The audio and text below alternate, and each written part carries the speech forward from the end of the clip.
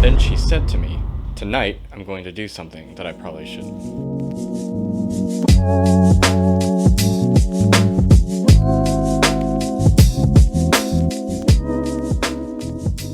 So there's this young lady that I work with, let's call her Rose. So Rose comes up to me and she says that she's going to go do something this evening that she probably shouldn't. When I asked her what she was talking about, she explained to me that she told her grandmother that she was going to go stay the night at a friend's house. Now, that's not entirely untrue, but what she failed to mention was that she's going to go visit a different friend at a different place and go swimming with some relative strangers. It's a gated community and they have like a mutual swimming pool that you can go in. You know, we've seen a lot of places like that. I explained to her, well, that's all well and good, but maybe you should reconsider that. When she asked why, I explained to her, well, that kind of puts you in a precarious position because what if something happens? And I began to explain to her that if something were to happen to her, God forbid, that her grandmother or her parents, they're not going to know where she's at. You know, they're going to be calling friend number one and saying, "Hey, where is Rose?" And they're going to be, no. She said, "No, I'll be fine. It's okay." And it would come to be that she actually would be okay, but we'll get to that in a second. I suspect that if you're watching this channel, that you either want to have a pretty good relationship with the people around you, like your parents or your friends or your coworkers, or that growing up until this point you haven't had a good relationship with your friends, your parents, or your coworkers, and that you want to build a better life for yourself. So understanding that, you're probably the more responsible of your friend group, I would imagine. This young lady, Rose, she's also like this. She's very thoughtful and analytical, and she has no problem really putting all the pieces in place when she thinks about something. So she's taking what I'm saying to heart from the get-go.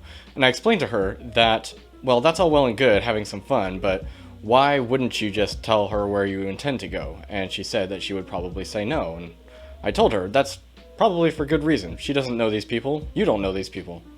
And, you know, if something were to happen, how would anybody get a hold of you? Now, this is just swimming, night swimming. So she said that she was going to go night swimming with some loose acquaintances at a place she'd never been. It sounds a little sketchy, but not out of the ordinary. But I told her, yeah, you'll probably be fine. But the thing you do is you run the risk of losing the trust of your grandmother, who you're lying to from the get-go. And I explained to her that if she's got a good relationship with her grandmother, this isn't really going to make or break it, but losing trust is something to consider. Because she could ask her grandmother, and she could say no, and she could just find something else to do, and it would be a bummer, but she would probably be better for it. Or she could follow through with what she was intending to do, which was lie and go do something else, and most likely nothing was going to happen, and most likely she wouldn't get caught. I continue my work, and throughout the night I see her on her phone, and she's texting back and forth, trying to make plans with these people, and she gets a phone call from her grandmother, and she explains to her grandmother that she will be at friend number one's house, and that she will be home around 11 or 11:30 the following morning. Well, what she ended up doing was she ended up going to friend B's house. Now B, let's just call her Betty. This is where Betty comes in. So Betty is also a young lady who works for me, and she came in a while back, and she was a really hard worker. She was very diligent, and she's a big people pleaser, and that can be good in the right circumstances. However, she ended up quitting, and after she quit, she went and got a job at a restaurant nearby, a Subway, and she was there for maybe 2 months, and within that 2 months, something changed. And she returned to us looking to just return to her old job, which is fine, and I happily brought her back because she's a great worker and she had a great work ethic. But she had definitely changed. She had a pretty nasty falling out with a boyfriend who wasn't really the best guy, and he had taken advantage of her, and she was actually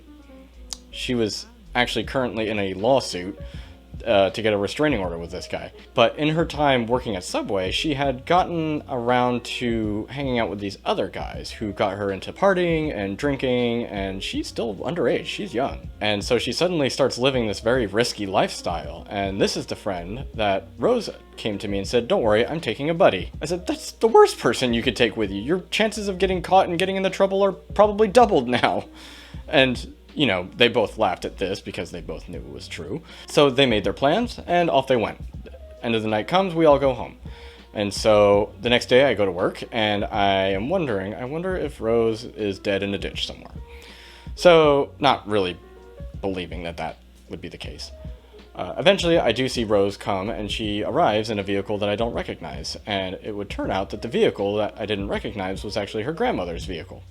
She goes on to tell me, later that day, that she was grounded from her car for the next 5 months. What had happened was that she had actually gone, and they had done whatever they did, and she went to friend B's house. What had happened, instead of showing up at 11 or 11:30, she had jumped in the shower, and her grandmother had called her to check up on her and find out where she was.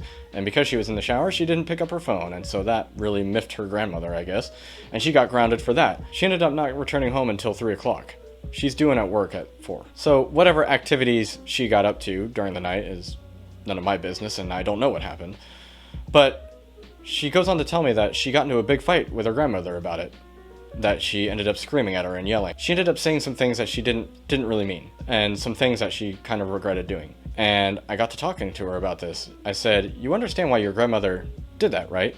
She was probably pretty upset in the moment, but whether that sort of punishment was justified or not, you do understand why she did it, right? And she didn't. And for people my age, these sort of things kind of come up, and it seems kind of like a no-brainer to us, but to those who didn't live it, you don't know what you don't know. So I explained to her, as a dad and as somebody who's been a teenager before, shocker, a lot of times when we're young, we feel like we are smarter or that we know better about our current situation than maybe our parents or our elders do. And that's not necessarily the case, because we oftentimes forget that our grandparents and our parents and our other relatives, they were all stupid teenagers too. Like, they were kids too. I gave her the example of my wife trying to discipline our son. My son was being bad recently, and my wife was in the middle of disciplining him, but I told her in private, don't go too harshly on him, because some of my earliest memories that I can remember are of when I was around 5 or 6, going into 7 years old, and some of the things he's saying and some of the things he's doing, I recognize it in myself. I told her, "Honey, I know exactly what he's going through. I remember feeling the exact same way he did." It's like I'm looking at a little miniature me, which I am, coincidentally, it's like a time capsule. I remember feeling the things he's expressing and doing the things that he's doing, and it's hard for me to be mad at him because I know how that feels. It might be inappropriate behavior. I understand the emotions that he's tussling with, and I can, kind of commiserate with that. So I start explaining this to Rose. Sometimes we forget that our parents lived lives very similar to our own, and her grandmother, probably, for that matter. And I explained to her, like, your grandmother was probably just as dumb and reckless as maybe you are. And, let's not get this conflated. This Rose girl, she is not a bad kid. She's pretty well-rounded.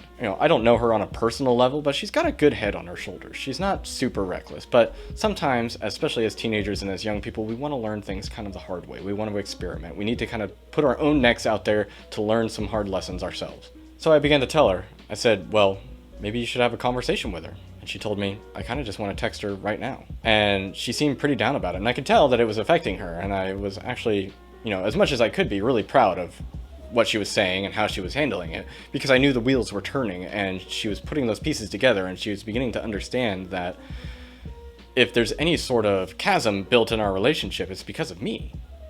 My grandmother didn't do anything. As I went out and did something I knew I wasn't supposed to do, and I did it behind her back, and I got mad at her for it. So maybe you're a younger person and you find yourself in these positions. Just don't forget, your parents were just like you.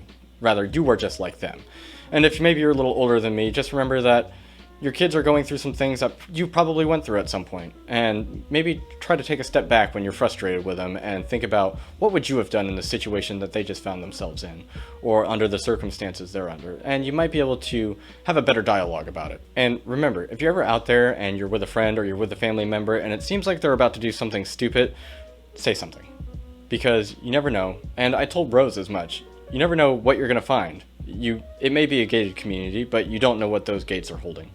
And you might find yourself in a very precarious situation. Like I said, if something were to happen to her, her grandmother would be looking in all the wrong places. She'd be looking where she was told that this young lady would be, not where she was essentially hiding at. So take care of each other and make sure you're always keeping your head on the swivel and not getting yourselves into difficult situations, because sometimes the only thing you have to defend yourself with are the things that are immediately with you, and if you're not with friends, if you're not with family, if you're not in familiar areas, then you are at a disadvantage should something ever happen. So if you liked what you saw today and you want to hear some more stories, or you want to hear some more problem solving, if there's topics that you want to hear about and that you want me to go further into detail with, just let me know.